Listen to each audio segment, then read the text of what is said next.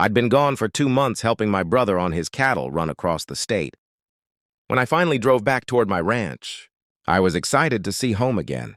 The open fields, the rebuilt barn, the quiet I worked years to earn.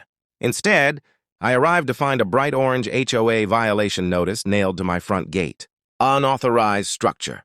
Tear down within 24 hours or face daily fines. I actually laughed out loud. My property wasn't part of any HOA. I'd bought this land precisely to avoid nonsense like this.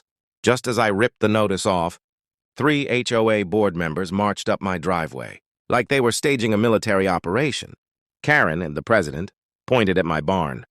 "That building violates HOA architectural codes," she snapped. "You didn't submit designs. It must come down." I stared at her. "This ranch was here before your HOA existed." She smirked.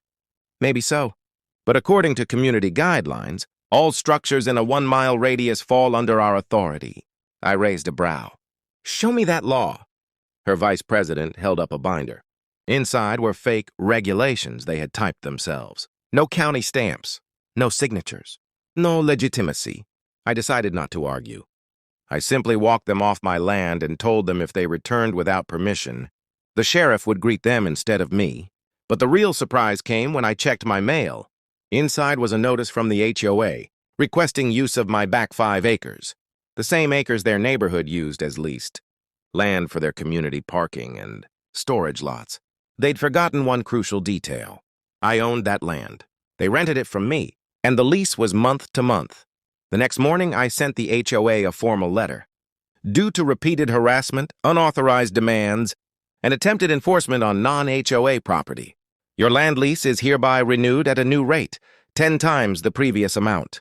Karen stormed onto my property again, waving the letter. "You can't do this."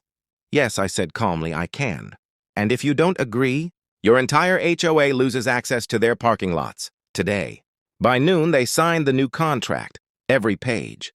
By sunset, they were paying more rent than they had in 10 years combined. They tried to tear down my ranch. Instead, they ended up funding it. And that's what happens when an HOA forgets who really owns the land.